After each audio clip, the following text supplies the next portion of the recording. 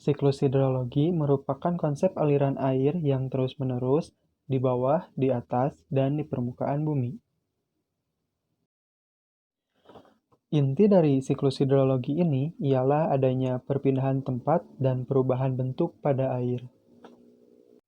Berikut ini ada istilah-istilah yang harus dipahami ketika akan mempelajari mengenai siklus air. Istilah yang pertama ialah evaporasi. Evaporasi merupakan proses penguapan atau perubahan bentuk air dari cairan menjadi gas yang berasal dari berbagai macam permukaan. Yang kedua adalah istilah transpirasi. Transpirasi merupakan proses penguapan air yang berasal dari jaringan hidup tanaman ataupun makhluk hidup yang hidup di atas permukaan tanah. Gabungan dari evaporasi dan transpirasi ini sering disebut dengan istilah evapotranspirasi. Selanjutnya ada kondensasi dan presipitasi. Kondensasi merupakan perubahan wujud uap air menjadi partikel atau titik-titik air. Jumlah partikel air ini membentuk gumpalan di langit yang disebut awan.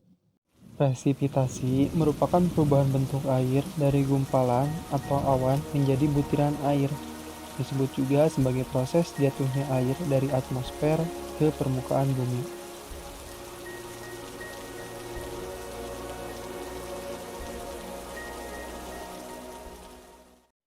Yang terakhir ialah istilah runoff dan infiltrasi.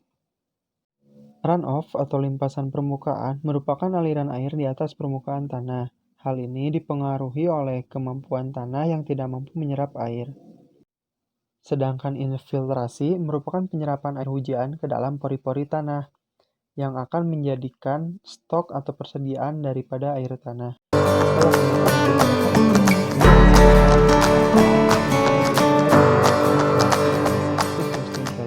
Berdasarkan tempat terjadinya hujan, siklus hidrologi diklasifikasikan menjadi 3. Ada siklus pendek, siklus sedang, dan siklus panjang.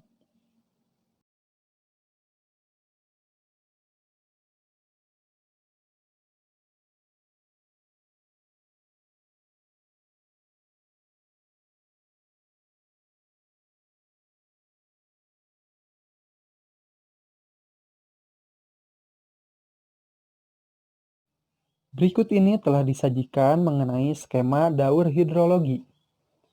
Seperti yang sudah kita pelajari sebelumnya, ada beberapa istilah yang digunakan pada gambar ini yang menerangkan mengenai proses hidrologi berlangsung. Yang pertama, terjadi di lautan.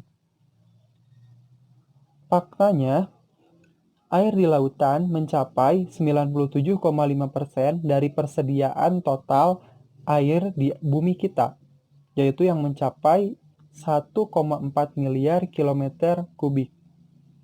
Nah, proses hidrologi berlangsung ketika matahari memancarkan sinarnya dan mengenai air di permukaan lautan, sehingga air di permukaan lautan mengalami kenaikan suhu. Kenaikan suhu ini berdampak kepada perubahan bentuk air di lautan yang tadinya berbentuk cairan menjadi berbentuk gas, yaitu uap air. Kemudian, uap air akan naik ke permukaan dan naik ke atas. Seiring kenaikannya uap air ini, maka suhu pun akan semakin menurun. Hal ini berdasarkan konsep ketika ketinggian naik 100 meter, maka suhu akan turun sekitar 0,5 derajat Celcius. Semakin tinggi uap air yang naik, maka udara di atas akan semakin dingin. Hal ini memicu terjadinya proses kondensasi, atau kita mengenalnya sebagai terbentuknya awan.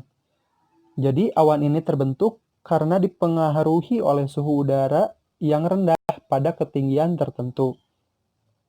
Perubahan ini memicu dari wujud uap air berubah menjadi partikel-partikel air atau titik-titik air yang berkumpul membentuk gumpalan yang disebut awan. Ketika awan sudah mulai jenuh, kelembabannya tinggi, maka ketika tidak ada proses adveksi atau perpindahan awan yang disebabkan oleh adanya angin, maka hujan akan terjadi di lautan tersebut. Ini yang dinamakan dengan proses siklus pendek. Jadi bisa disimpulkan bahwasannya siklus pendek ini merupakan daur hidrologi atau siklus yang tempat terjadinya berada di wilayah lautan, di mana evaporasinya berasal dari lautan dan presipitasinya pun terjadi di lautan. Selanjutnya, bagaimana proses siklus sedang dan siklus panjang berlangsung? Tentunya telah dijelaskan bahwasannya perbedaan dari ketiga siklus ini ialah tempat terjadinya presipitasi. Nah, di siklus sedang, presipitasi dimulai dari penguapan di lautan yang akan naik membentuk uap air dan kemudian akan terbentuk awan atau proses kondensasi akan berlangsung. Perbedaannya ialah ketika adanya aliran angin atau adanya pergerakan angin, ini akan memicu perpindahan awan. Hal ini disebut dengan adveksi. Awan akan berpindah dari lautan menuju ke daratan.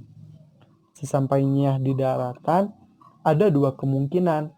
Kemungkinan pertama, ketika awan mengalami kelembaban tinggi atau berada di titik jenuhnya, maka akan terjadi presipitasi di wilayah daratan. Hal ini disebut dengan siklus sedang. Kemudian ada juga siklus panjang, di mana awan akan terus terbawa sampai ke pegunungan, dan di situ baru akan terjadi proses presipitasi. Nah, ketika hujan atau awan tadi mengalami proses presipitasi di daratan, ada yang namanya intersepsi. Intersepsi ini ketika terjadi presipitasi yang mengenai organ tanaman tumbuhan. Sebelum mencapai ke tanah, presipitasi tersebut tertahan oleh organ tumbuhan. Tidak sedikit air yang akan langsung kembali diuapkan dan ada juga yang dialirkan menjadi aliran batang sebelum akhirnya mencapai permukaan.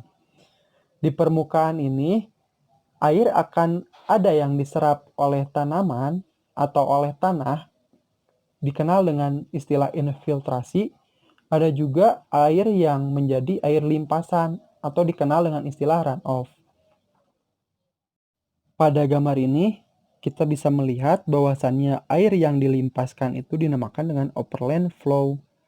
Kemudian, overland flow ini akan mengisi cekungan dan membentuk sungai, danau, untuk akhirnya nanti akan dialirkan juga ke lautan. Nah, air yang masuk ke permukaan tanah akan terus mencapai ke kedalaman tanah tertentu. Hingga akhirnya ada perlakuan tanah yang sama seperti tadi. Ketika kelembaban tanah telah tercapai, maka air yang tadi telah melewati fase infiltrasi akan juga dilimpaskan. Ini dikenal dengan interflow. Nah, ada juga air yang berhasil masuk mencapai ke permukaan tanah yang lebih dalam. Ini dinamakan dengan perkolasi, yang nantinya akan menjadi air bawah tanah. Kemudian, bawah tanah pun akan kembali menyerap sebagian air yang nantinya akan menjadi diverkolasi.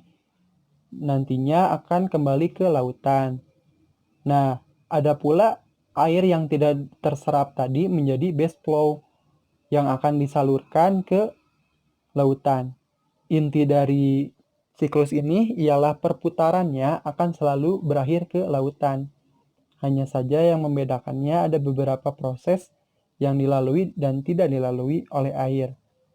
Nah, berbeda dengan siklus sedang, di siklus panjang, kondensasi akan sedikit mengubah komposisi awan tersebut, di mana awan tersebut akan mengandung kristal es. Kemudian, ketika awan bergerak, awan tersebut akan terhalang oleh pegunungan, sehingga presipitasi terjadi di pegunungan tadi. Sehingga bukan hujan air yang terjadi, melainkan hujan salju. Nah, salju yang terakumulasi ini akan menjadi gletser, yang kemudian gletser tersebut akan mencair menjadi snowmelt runoff, ataupun ada juga yang diserap oleh tanah yang dinamakan percolation from snowmelt.